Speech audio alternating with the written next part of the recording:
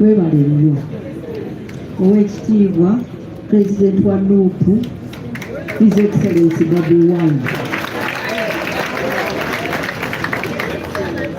Honorable leaders, party leaders here, honorable members of parliament, honorable leaders of district governments, ladies and gentlemen, abaami n'abakyala, Mukama mulungi mu kiseera kyonna. Thank you so much. I want to first of all thank very much the Honorable BobiWine, leader of Loop, for inviting me here. I might not have come, but we were in court and he said, come for prayers. I'm here for the prayers. And I thank him so much for bringing me.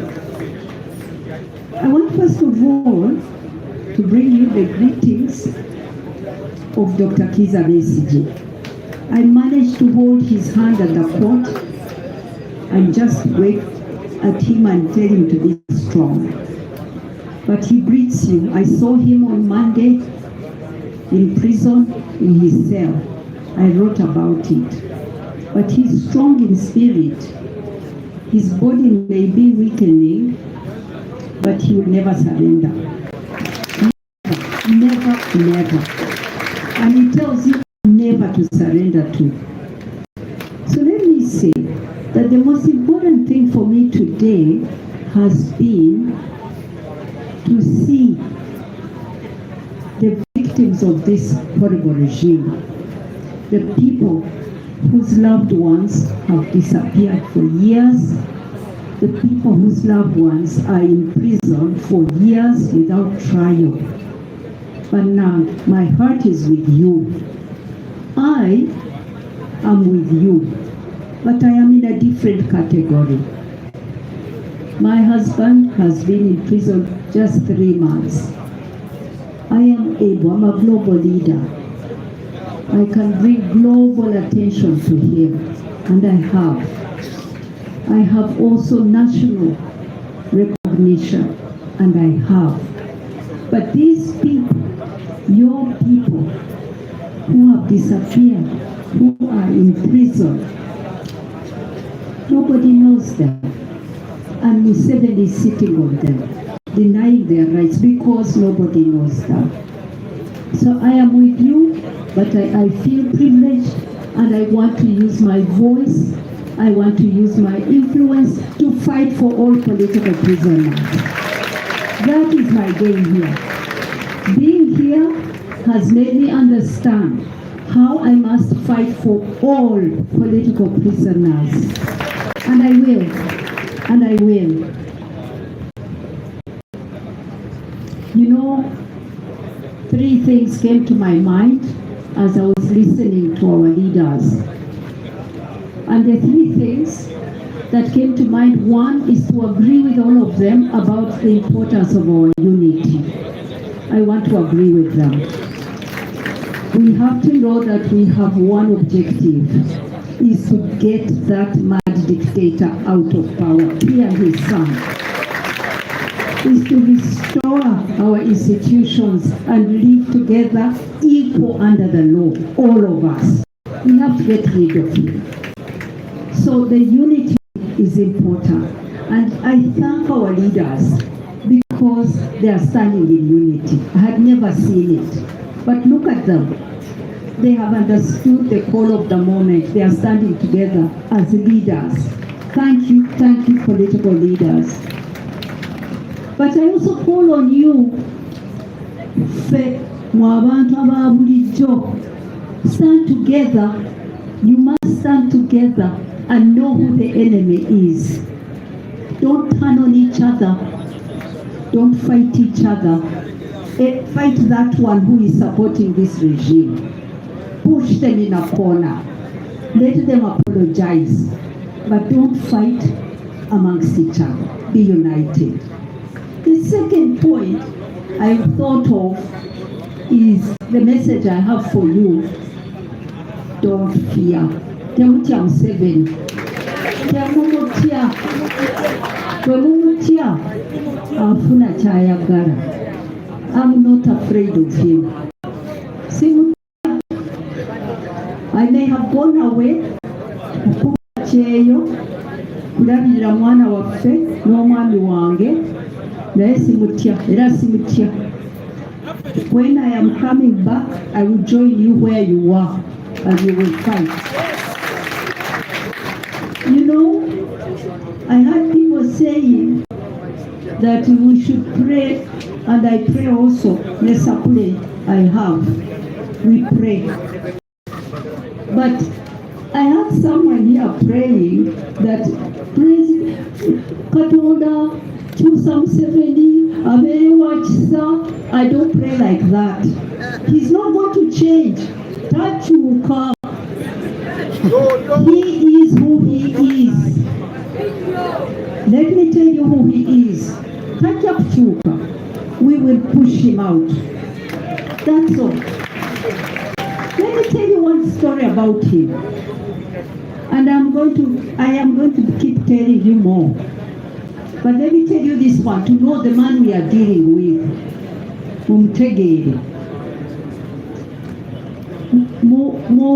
The time of Obote too. Faba DP, Gabat Bonya.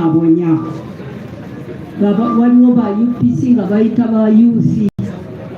Batusiba, batukuba, like they are doing now. One day, we were at home. Abantu ne bajja eka ne bagamba kitange nti waliwo omukyala bamukubye bamutulubunye ali eri embalala eyo kubiri yeebase mu luguudo ali bubi. Kitange n'ababuuza nti ani omumanyi? Bagamba nti tulowooza maama wa Museveni. Taata yagamba mwanyinaze nafa fanati. Genda olabe oyo omukyala bw'aba ali maama wa Museveni omugyewo ku luguudo omuleete wano. Abantu bonna nga bamutya nga Museveni ali mu nsiko. Maama wa Museveni mwanyinaze yamuleeta eka ne bamujanjaba. Yali ng'akankanye nnyo n'agamba nti tayinza na kusula mu nnyumba n'abantu abalala nga taata alinawo ennyumba y'abagenyi awo. N'amuteekamu bulijjo nga bamuleetera emmere bamulabirira bw'alwala taata mutwala mu emyaka egi 2.5. Olutalo bwe lwaggwa bwe lwatuuka embala mu lutalo awo General Sale bwe yajja eka n'asiima kitange n'atwala maama we. Emyaka 2.5. Kaakati oyo bwe twalabirira eka ewaffe bw'oba olaba kyakola Besigye olowooza oli ayinza okukyuka. Si muntu, talina muntu, talumirwa bantu balala. Ye bamulumirira ekimukwatako naye talina kisa, talina mwoyo gwa ddiini ali awo. So nze kambabuulire temumutya, tujja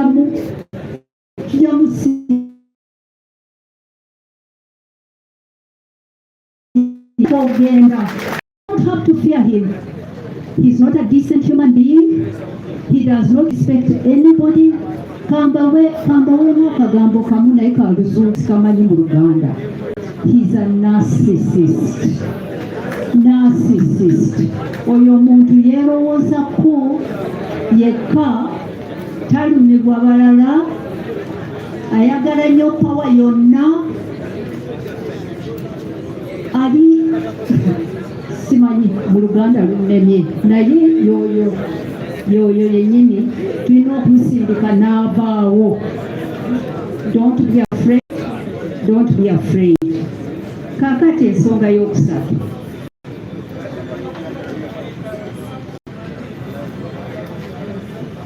Justice kantusokere ku truth, amazima, obwenkanya n'obudde ku side yaffe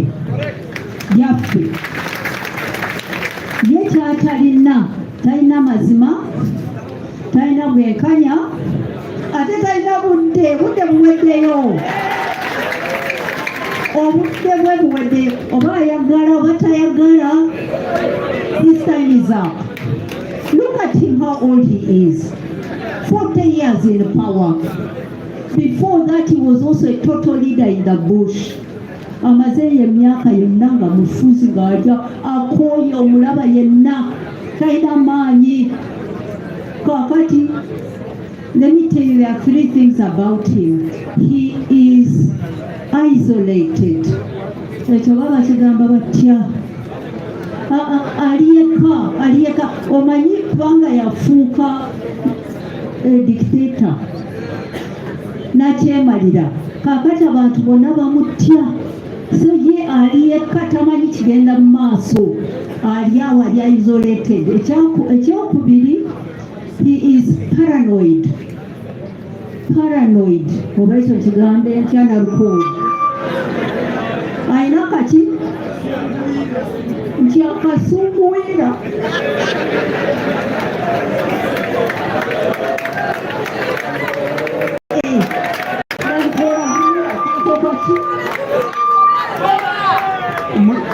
Musajja wa kasunguyira ebimunyiiza biba tebiriimu n'akatono ennyo kamunyiiza.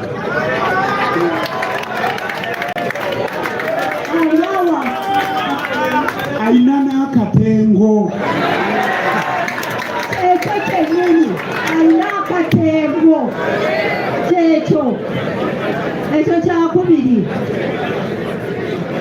Ekyokusooka ali isolated, ali yekka tamanyi kigenda mu maaso. Ekyokubiri ayina akatengo.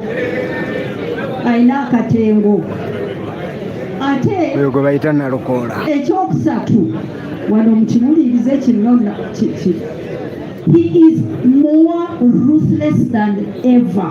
Mutemu nnyo kati. Ekyo mukitegeere. Temukitya. Ate temukitya naye kyo kituufu. Edda nabasanga eyo Moscow, oyo general ng'ali Moscow ne Museveni ne Kano Besigye. Naye edda ng'akyatyamu katono. Naye kati ali desperate. Ali ruthless. Atta nava wano nga atusiba ng'atugenda mukomera kansolo kwange agendayo n'ateekayo epapula ne batugjayo bansiba nange. Naye nga tanasiba bantu myaka 5-6 nga babula. Kakati watuuse ali ruthless. So nze mbabuulidde byange, sijja kutya namwe temutya. Newankubadde nti ali ruthless. Abavubuka mutuyambe abavubuka. Mwe mutukulembera tugende mu maaso. Naffe weetuli tujja mujjawo. Ate bw'aba agaanye ajja kugenda bubi nga bamugabe. Tajja kugenda bulungi. Kansembeyo na kino. Ndaba mu mawulire ne Museveni ayogera bw'atyo nti Besigye ayina emisango. Tebagitugamba bulungi, baateekayo ekipapula mu court martial nti Besigye ayina omusango gw'okubyamu olukwe. Kambabuulire Besigye ekyo takikolangako. Naye eyalyamu banne olukwe ye Museveni. Kambabuulire okusooka bwe twali mu nsiko yawandiika 10-point program. Nze ne muganda wange ffe twagitayipinga. Ye yava mu nsiko n'ajja e London ng'ayagala okwegatta ne Balule, Professor Lule. N'awandika 10 n'atuwa ne tugitayipinga. N'ateekamu constitution. N'ateekamu ebintu bingi. Bwe twatuuka wano tetwakola constitution, ani yagimenya? okwo si kulyamu ensi olukwe, ensi yagiryamu olukwe n'akyusa constitution ey'abantu, ffe twagikola abantu, n'agikyusa yalyamu ensi olukwe, yalyamu banne olukwe. Bali abalwana mu nsiko bonna bye balwanira kakati twabituukako yabalyamu olukwe. Kakati ani yandibadde mu dock ng'awoza olukwe ogw'olukwe gw'okulyamu ensi olukwe mu 7. So sijja mutya ate bw'agaanirawo obudde bumuweddewo, ndaba atandise okuleeta omutabanyi omutwe tegukola bulungi.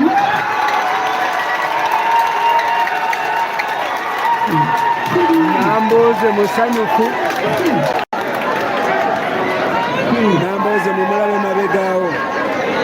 Bombi bajja kugenda tetujja kutya, webale nnyo Katonda bakulu. First, a new future. Thank you very much, ladies and gentlemen. That was to keep you warm and keep you entertained. Thank you very much, Councillor Nalukola, for the light moment. You see, Councillor Nalukola is one person that I feel very entertained when I see or hear him speak. Back in the 90s, we used to call him Dr. Dandy, but please don't call him that, he will sue you. He speaks so slowly in that his sense, even idiots will understand. Bulijjo mu complaining atu batwala speed, Councillor Nalukola batwala nenga mu understanding. Fellow leaders, I'm glad to see you today. Like I was saying, I was talking to Mama Winnie Byanyima a short while ago and telling her that one of the hardest moments for me is to look in the eyes of the wives and the children of the missing people, of the abducted ones. Constantly having to look in their eyes when we're demanding for their loved ones, when we're sending back the kids to school, or when I'm giving updates to them. Today it's even harder, because it's even hard for me to look in the eyes of my own brothers and sisters, my own family, explaining where our brother is. That is how challenging. Funo buzibu amaanyi nnyo okusinkana family z'abo abantu bawambidde abantu baabwe nga tebalabikangako, naye nga bwengambye leero ate byongedde okunkalubiriza, kubanga simanyi bwe ntunula mu maaso ga family ga mukyala Nyanzi oba abaana be abali wano oba family yaffe bakubira ne bagamba wayi muganda waffe aliwa, kati ng'ogenda baddamu otya? Bakubira bagamba taata aliwa, ogenda baddamu otya? That is a challenge. Ne baana bange ngenda bwe mulaba bano abantu bonna, nobody is safe, not even us. Naye nga tujja kuwangula lazima Katonda. We shall win, and these people one day will pay for all the pain that they are causing us. Being here, and the regime is making it clearer, because we are here, just like the children of Damulira, the children of Chibalama. I don't know whether my brother is alive or dead, but one thing that I know is that we are not going to give up. Yes. Today, I'll be very brief. I'll talk about only two things. First is unity, and second is pressure. What do I have to say about unity? It pleases me so much, and I'm sure it pleases the people of Uganda, especially those who are oppressed, who are the majority, to see us all here together, despite all efforts to drive wedges among us, despite all efforts to draw us against each other. You have seen, apart from reaching out to the families of the missing people and trying to convince them that we are responsible for the missing of their loved ones. Bagenda ne babagamba oyo mulaba asibisa abaana bammwe, oyo mulaba awambisa abaana bammwe, awambisa abantu bammwe, ng'ababawambye bennyini bebagamba nti tuwambisa abantu bammwe. Abasise abantu bennyini bagenda ne bagamba olaba we yaleetera abantu bamwe okubawamba. We want to thank you for not falling into that trap, for understanding and looking beyond these lies. You have seen all over social media that some of them work for the regime, and others, you must understand, they are our comrades, but they don't get the depth of this. They fail to understand that the regime prefers us divided. They don't want us to to be together. Bafiirawo okulaba nga batwawula, bateekamu ne ssente, infiltrating abo abali mu groups zaffe, making sure ono asojja oli n'olina asojja oli. Obudde tumale mu kutomeragana na kubagana nga ye anyigiriza ono anyigiriza oli. Asibye Dr. Besigye wa FDC wa DFF, asibye BobiWine wa People Power wa ENQUIRIES. N'agamba bali mumuvumirire bano mwe lwaki temujjayo Dr. Besigye, nammwe muvumirire oli lwaki wamwe bamusibye luvannyuma. So ndi musanyufu nnyo okulaba nti tusobola okukwatagana ne twogera n'eddoboozi limu, bannange tetulekerangaawo. And on behalf of NUP, we commit to be part of every effort of freeing innocent people, no matter their political persuasion. Ate namwe mbakubiriza bannange, bwe mulaba omuntu anyigirizibwa ne bw'oba wali okayanyeeko naye ne bwe muba mwali muvuganyizaako ku kifo, yimirira naye kuba bwe bamala ye banona ggwe. Oba twayimirira ne tudimandinga si papa, oba twabanja bulola, kalwaki tubanja abaffe? So mbasaba baganda bange byonna ebitwawula mubiteeke ku side, tutunulire ekitugatta. Mama Karua said it that a people united can never be defeated. Let us deny Museveni his interest of dividing us. Tulemereko, tusigalenga tuli wamu, tusigalenga tuwuliziganya. I thank the leaders here and those that have not joined us today for heeding to that call. Number 2 is pressure. Baganda bange, okuba nti tusobola n'okusinkana wano. It is not the desire of Museveni. In the morning, this place was cordoned off. Never take it into the tutirawo wano singa tebatuleka. Era ne bavaawo. They've been watching pressure all over the world. There are protests in Kenya, there are protests in the diaspora, and we are calling for protests even here in Uganda. That is the pressure that pushed Museveni to bring out that coward in him. Na tweeting ngalinga umulio goba kumike bigere kati Besigye lwaki yagenda mu lwaki talinda koti ne kola normal process. Omuntu yemoyo hypocrite asibya abana bafe myaka 4 abala myaka 5 mu koti y'amagye nga tebawuzisibwa. Ne yagamba Dr. Besigye yalirinze process ye koti y'amagye n'etambula. What a hypocrite.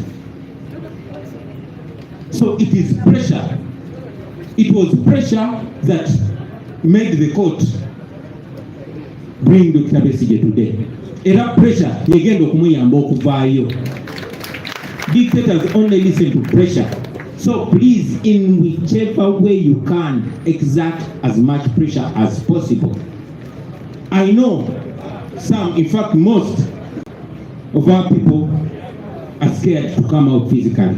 Good enough we're living in an age of social media and the world listens. Bana bantu mbateekeko omuliro baganda bange.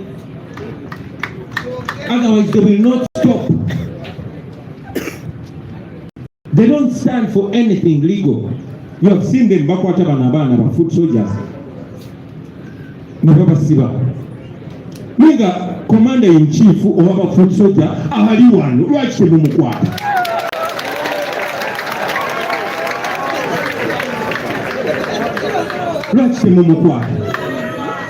So they intend to intimidate you. Bagala kubatiisa mmwe. Temutya baganda bange. Bumulinge gy'osobola mubabuze emirembe. Omwandiisi omu Spire yagamba disturbing the peace of the oppressor is a moral duty. Bano abantu okubabuza emirembe mulimu gwammwe mukulu. Mubabuze emirembe. Mubaliise bubi ssente zaffe ze batubbako. Temubakkiriza kwebaka. Mubanje abantu baffe kumakya mubanje abasibe mutundu mbanje abasibe ekiro mbanje abasibe bw'oba osimuse ng'ogenze kweyamba sookoddemu eri obabanja. Put as much pressure as possible because this is moral pressure, this is legitimate pressure. These people are not going to release our people if we don't pressure them. So please pressure them. Keeping united is also pressure enough. He invests a lot of money to divide us. Let us pressure him by sticking together. Bannange bulijjo njogera bingi nammwe leero ngenda kwogera bitonotono. Njagala kuva waggulu nga mbasaba buli asobola okwekalakaasa mu ngeri yonna yonna gye weekalakaasa weekalakaasa.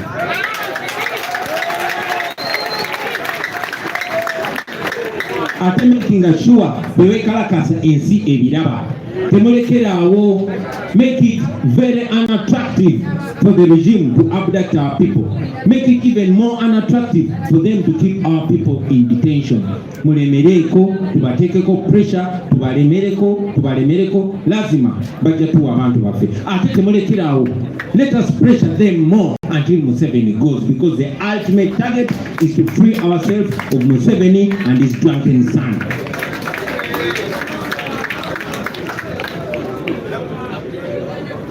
I speak to you many times, and today we have special guests. So ladies and gentlemen, allow me to take the honor of inviting our notable mother and the wife to Dr. Besigye, Mama Winnie Byanyima, to speak to us.